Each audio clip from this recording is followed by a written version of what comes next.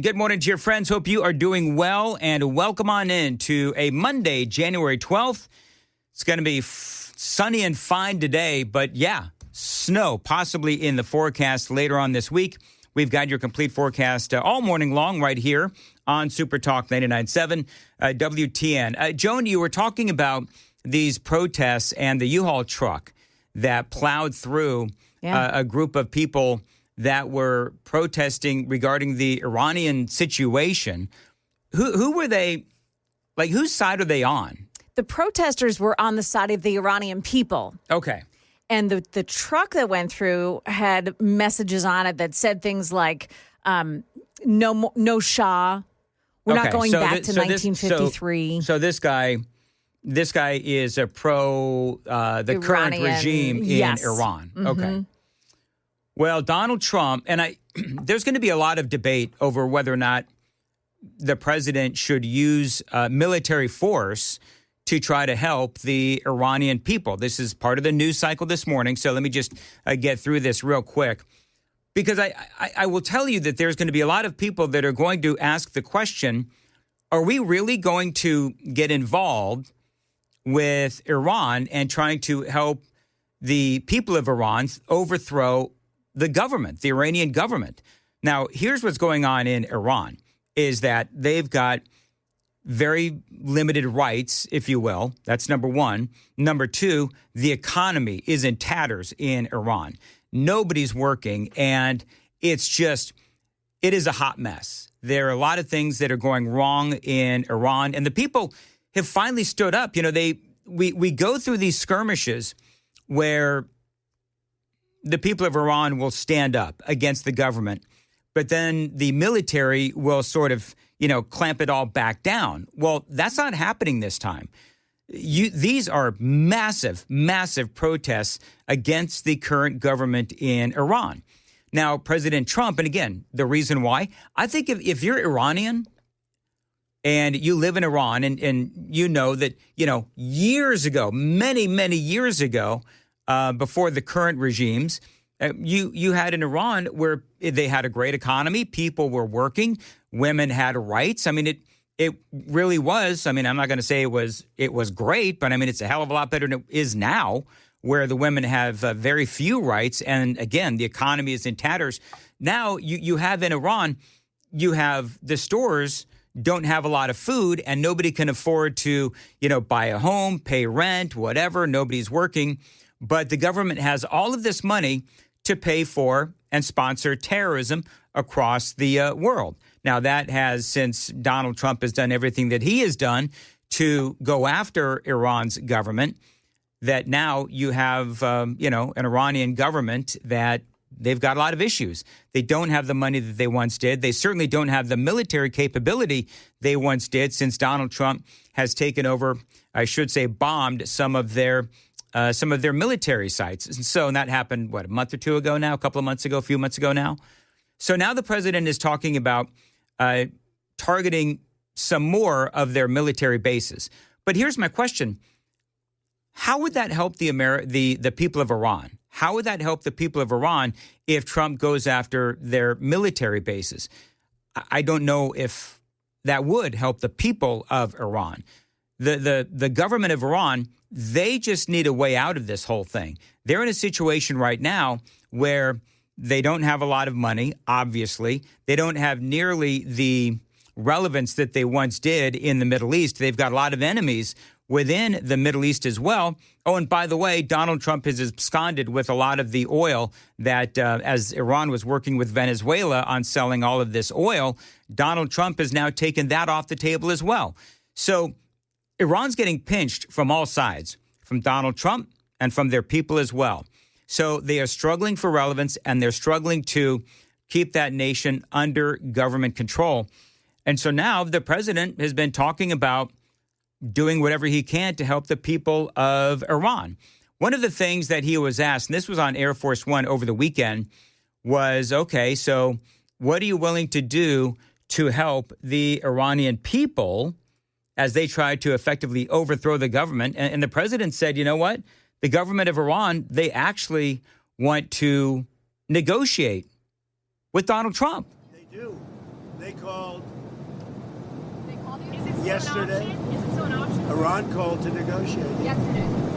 Yesterday. The leaders of Iran called. They want to negotiate. I think they're tired of being beat up by the United States. Are you sharing details on that call? Iran wants to negotiate, yes. Negotiate what? We may meet with them. I mean, a meeting is being set up. But we may have to act because of what's happening before the meeting. Right. But a meeting is being set up. Iran called. They want to negotiate. Thank you very much. All right. So the president's saying that Iran wants to negotiate, but I don't really know what that means. You can't negotiate with this terrorist government of Iran, who basically they say, number one, that Israel, our biggest ally in the Middle East, does not have a right to exist. That's number one. Number two, realize these are the same people. Didn't they have a Sam, look this up for me. Didn't the Iranian government have a bounty on Donald Trump's head? I think they did. And there was a lot of conversation a while back that maybe the assassination attempt on Donald Trump was funded by Iran.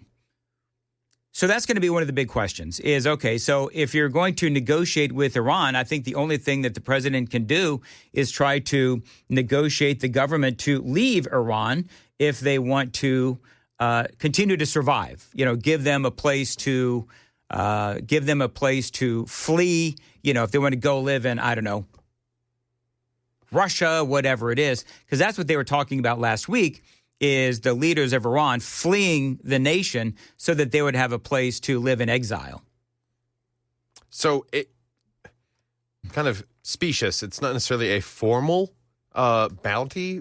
I guess they call it blood covenant. Okay. But in the days following a January 2020 U.S. drone strike that killed Iranian General Qassem Soleimani, an unidentified eulogist at the funeral suggested if every Iranian citizen contributed $1, an $80 million bounty could be collected for anyone who killed Trump. So this is the same government that is always chanting death to America, right? So I don't know how you negotiate with that. This is more from Donald Trump as he is talking about whether or not Iran takes his threats seriously. I think Iran takes his threats seriously. I think so. Don't you think so, CNN? Don't you think so? Wouldn't you say that they probably do at this point? After going through it for years with me, being hit, Soleimani, al-Baghdadi, the Iran nuclear threat wiped out. Don't you think, and then you just had Venezuela, don't you think, she says, CNN, do you think they take your threat seriously? Wouldn't you say they do after all of the things we've done? What a stupid question. What a stupid question. Wow. I was fully expecting him to go down the Shane Gillis, Abu. What do people say on the Daily Dan poll? Should we get involved militarily with Iran? It's actually a little bit more divided than I thought it would be. Yeah. 39% say yes, 61% say no. Okay, very good. I would have thought that was more of an 80-20. There is an exiled prince out of Iran that has a message for Donald Trump, and that's really interesting. There's some audio coming from somewhere. I don't know where that is. Joan, do we know what day we're talking about with the snow? I think it's Wednesday. Is it Wednesday? But I have to say, I'm looking at my forecast from the National Weather Service, and it says that the high is 50 during the day and then, drops during the nighttime hours, and that's when there'll be some rain. But if it's 50 during the day and it drops to, in the 20s, I don't know. There's multiple models. Yeah, there's a lot of models out there, but it just doesn't seem like it's one of those events that we should be counting on. Now, having said that, we'll probably have a blizzard, but Just because she said that, just because I said it. I was going to say, Joan, that is our big, that's our big winter promotion, is the snow on Wednesday. Okay. We've got special team coverage of the snow on Wednesday. Gotcha. That's exactly right. All right. There is an exiled prince, and Donald Trump. Let's be honest. I mean, I've covered this before. Donald Trump has had it in for Iran for a lot of years, and with good reason, because of course they are a terrorist organization. They sponsor terrorism and so forth. That does not that does not include the people of Iran, who most just want to survive. So the president has been talking about, our president has been talking about supporting the people of Iran for years now. And I think it's true. Joan, would you say that President Trump is really, really feeling the military, if you know what I mean? I mean, he's got a couple of incredible military strikes under his belt in his second term, and they have gone flawlessly. Yeah. And so I think that the president is beginning to realize the strength of his military. And so it is the president's belief, it sounds like, that he can use either our military or the threat of our military to force the government of Iran, the leaders of Iran, to step aside and have some new leadership come in and allow Iran's economy to thrive and to flourish, and that would be far better for the people of Iran who are protesting in the streets. And these are protests that they haven't seen, the size of which they haven't seen in years in Iran. And the government, I think over the weekend I saw the government, the military killed, I think, 50 or 60 people. And so you've got, the government really is trying to sort of tamp down all of this, all of these protests, but the people of Iran, they're not stepping aside. They're not going away quietly. There is an exiled prince who is on with Maria Bartiromo, and he says that, listen, President Trump's words serve as a message to the Iranian people. Mr. President, you have already established your legacy as a man committed to peace and fighting evil forces. There is a reason why people in Iran are renaming streets after your name. They know that you are totally opposite to Barack Obama or Joe Biden. They know that you're not going to throw them under the bus as they have had before. This is why they believe that this time they are empowered by the hope that you have their back. Your words of solidarity with the Iranian people and your administration has had tremendous positive effect. Let's hope that we can permanently seal this legacy by liberating Iran so that we and you can make Iran great again. One of the things, let's not forget that Donald Trump really put the screws to Iran during the first term. Remember that, with all the sanctions and everything else. Joe Biden allowed Iran to skirt those sanctions. Iran accumulates all of this money. Remember that? You got the pallets of cash. They're selling oil on the black market. All of a sudden, Joe Biden comes in and allows Iran all of this money so that they can fund terrorism across the world. The people of Iran, they were still suffering and suffering mightily. Iran wasn't using any of that money to help the economy of their country. They were using it as a way to fund terrorism, including the attack on Israel. So the people of Iran, they're like, you're getting all of this money, but you're not using it to help the people of the country. And that's what Donald Trump is saying.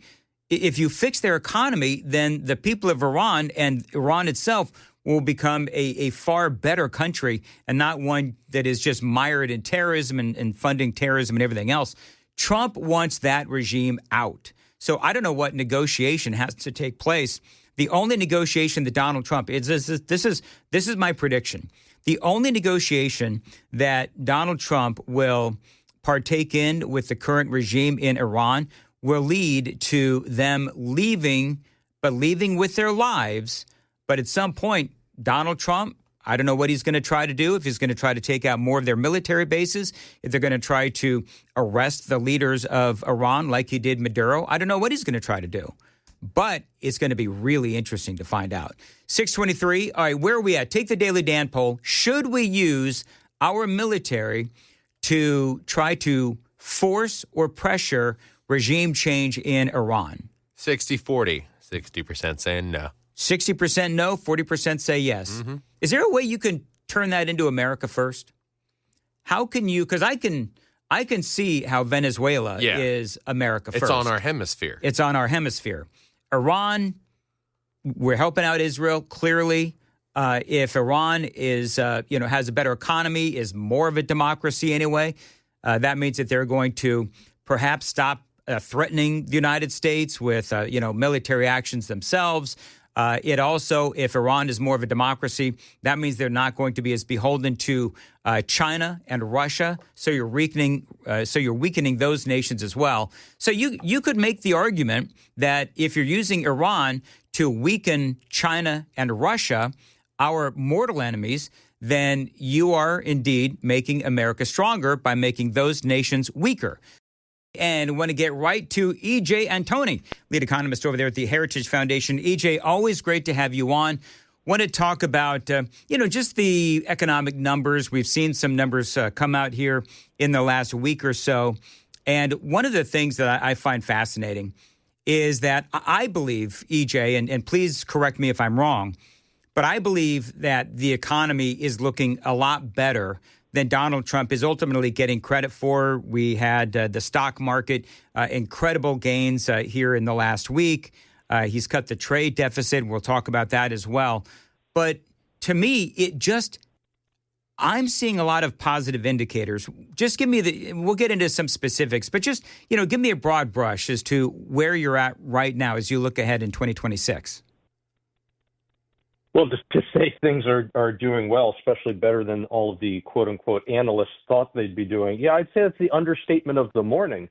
We are seeing basically all of the dials really line up right now. And the result of that is going to be prosperity. We're seeing things move in the right direction. It's not to say everything's sunshine and rainbows right now, but when you get regulatory reform, tax reform, when you get the kind of labor market reforms that we've seen, it's resulting in more jobs for more Americans, not just government jobs and jobs for temporary foreign workers.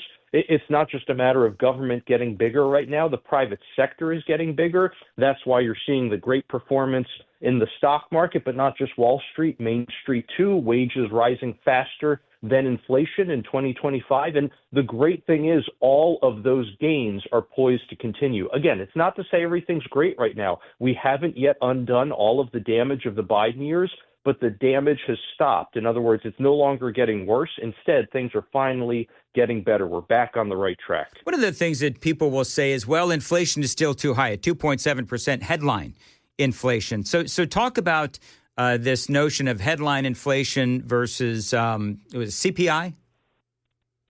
Sure. Yeah. And look, we have lots of different inflation metrics. You have the CPI or Consumer Price Index. You also have the PCE Price Index or Personal Consumption Expenditure Price Index. And then for each of those, you also have variations like core, like median, like trimmed mean, whatever the case, regardless of which metric you look at, things have, again, certainly gotten better than they were under Biden, where the averages were much higher than they are today. But I agree, it's still too high. And fortunately, again, we are seeing a lot of things move in the right direction there, especially with this administration's pro-energy policies. As you increase energy supply, which is what they're doing with things like drill, baby, drill, you increase energy supply, you put downward pressure on prices. The great thing there is that when you put downward pressure on energy prices, you put downward pressure on prices throughout the economy because energy affects the price of everything we do and everything we buy.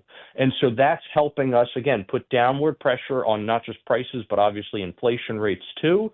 Unfortunately, we're not getting any help from the Fed. They should be fighting inflation much harder than they are, but instead of doing that, they are growing their balance sheet right now. So troubling news there. And to a certain extent, fiscal policy and monetary policy are really at loggerheads right now. But again, at least things are moving in the right direction. They could be better, but they're moving in the right direction. So positive news overall. One of the things that I try to explain to people is that, look, I know that there's still things at the grocery store that are too expensive, right? I mean, there's certain items that are still too expensive. I always throw the phrase in there, there's still work to be done when it comes to that. But, we also have seen our GDP grow. And so I think that in my research, what I see is that if you've got a growing GDP, then that indicates a very healthy economy. Talk about how a growing GDP under the Trump administration impacts the wallets of everyday Nashvillians and Tennesseans. Well, I would say not just growing, but booming. We were told that 2% is the new normal. We were told that years ago. under the Obama administration, right? That was just, look, this is the way things are now. There's nothing we can do. We just had a quarter over 3% in Q3. Now Q4, the last 3 months of 2025, the latest forecast is that it's going to be over 5%. In other words, more than twice what we were told is the new normal. I think, isn't it, not to interrupt, but isn't it like 5.4% is what they're talking about? That we saw a 5.4% print earlier last week, and then towards the end of last week, they revised it down to 5.1. But again, it's still over 5, so you're still looking at more than twice what we were told was normal or what we were capable of. So why does GDP matter? Because it measures what we produce. And what we produce is what we have available to consume, right? If you produce more, if you make more cars, if you make more homes, those are things that consumers now have access to. That's a good thing. This is where you can really distinguish, I think, between a lot of economists who don't really understand what they're talking about. When they talk about, oh, well, consumption is up, right? Spending is up. It's not just a matter of people spending more. You need to produce more. What really matters is what you're producing, because that's going to ultimately determine what you have available to consume. And as you produce more, you will by nature increase consumption. Think of it this way. If you're out there producing more cars, if you're out there building more homes, if you're out there providing more services to your fellow Americans, you're generating for yourself more income, which means you have now more income to consume. And that's very, very different from the government simply just writing checks to people. That's where you get inflation. Yeah, and coming up, I'm going to ask you about the trade deficit and how that impacts people's wallets, because I think part of what, in my opinion, is happening is that people do listen to those experts that you were, talking about as well. Sometimes I'll put those in air quotes, but they're trying desperately to find just almost like nitpicking. Every little thing they can find that is going wrong, that is what they're going to highlight, as opposed to, we talked about this here on the show last week, where we talked about the U.S. trade deficit basically cut in half. I mean, it just incredible news. That's all because of Donald Trump's tariffs, I'm assuming, and also some deregulation? Well, and it's those tariffs allowing him to negotiate better trade deals. Look, it's not just a matter of international trade is collapsing, right? If, for example, let's say international trade truly fell apart, totally collapsed. We were importing nothing. We were exporting nothing. What would the trade deficit be? Well, zero, because the trade deficit is simply the difference between our exports and our imports. In other words, are you importing more than you're exporting? That would obviously be a bad thing. It would be a sign of impoverishment, not wealth. What happened in this latest month that for which we have data? Instead, you saw exports going up and imports going down. So it was the 1-2 punch that we needed to help drive down that trade deficit even further down than it already had been in previous months. That's a good thing. Again, it means we're producing more. We are generating more wealth in this country. That's a very, very good sign. And everyone said it couldn't be done. Right? Everyone said, nope, this is the new normal, that we're just going to have to be an import-dependent nation. No, that's not true. We do not have to accept that narrative, and Trump is proving it. One of the things that you and I both know, EJ, that midterm elections really will more than likely focus on the economy. People vote with their pocketbooks. We know that there are a lot of tax breaks within the big, beautiful bill, no tax on tips, and all those other things that the president did. Are you confident that the economy will be in such a place that it will favor Republicans heading into the midterm elections in November? Well, unfortunately, that's going to depend on a lot of different factors, some of which the president obviously has control over, but some of which Congress has control over. Look at what the president's trying to do for housing. Unfortunately, he does not have very many tools in his toolkit. Congress really needs to act in order to help make housing more affordable. That's not to say the president can't do anything. He obviously can, and I think he's trying to do those things right now. We'll probably hear more from him at Davos in a week or two, whenever that happens. So again, he has put forward some good ideas, and we're going to hear more ideas from him in the near future. But there's a lot that Congress can do, that they need to do, that they should be doing to get home prices down, or at least the combination of home prices, interest rates, insurance, and other factors, again, to make homes more affordable.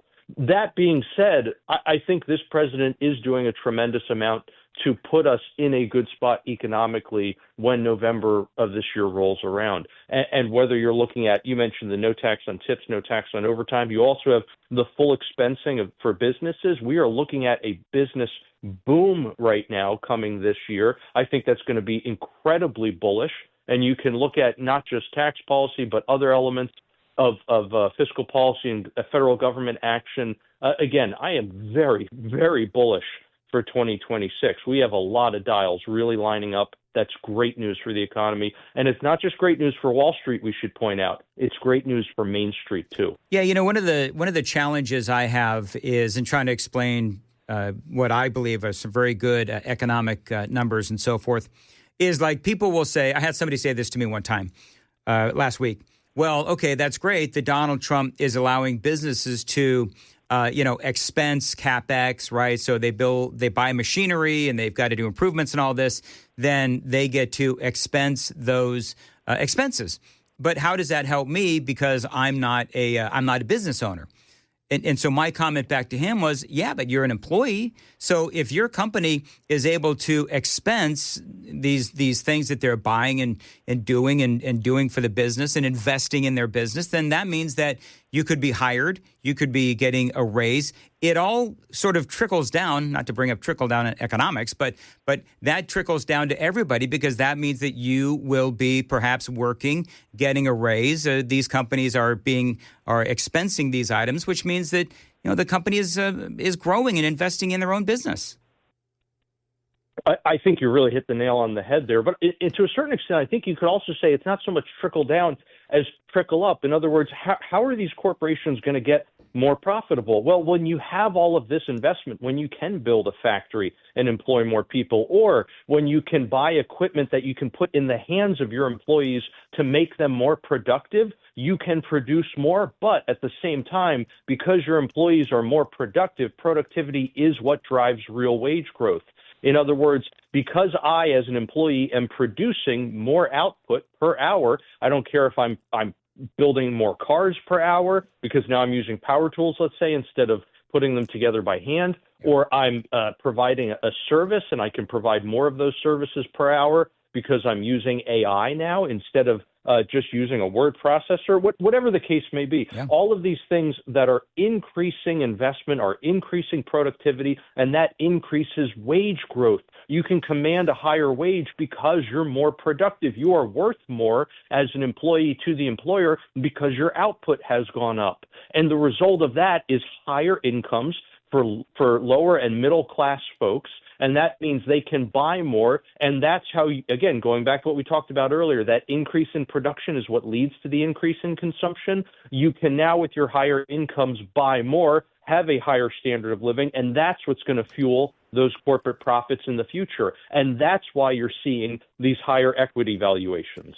This headline, just real quick, President Trump has a backup plan to reimpose tariffs if the Supreme Court strikes down his tariffs.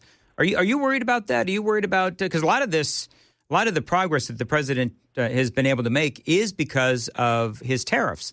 So how worried are you that if the Supreme Court decides against the Trump administration, that could cause problems economically? No, not really worried at all, to be honest, because again, the president has so many alternatives. You have Section 232, you have Section 201. Look, there's a lot of other ways that the president can impose tariffs. We don't have to go into them all. Yes, it's true that it's going to be a little more cumbersome using those, but the same tariffs that he put in place during his first administration using some of these alternative mechanisms are still in place today. They were challenged in court. It was upheld. So it gives him a little less flexibility. Let me put it that way. He can't respond as quickly necessarily in international trade with these different mechanisms, but he still has them available. So it's not as if tariffs are simply going to go away and the administration's entire trade agenda just evaporates. The commentators who are spouting that just have no idea what they're talking about, either economically or legally. And look, I'm no legal expert, but if you actually read these statutes, it's crystal clear that the president is not going to be out of options. He will have other tools in the toolkit, so to speak, to use tariffs, even if the court rules against him specifically on IEEPA, which is what's before the court right now in this current case. Well, and I actually have a expert on the legalities of all of this with your friend Hans von Spakovsky. He's going to be joining us at 7:35.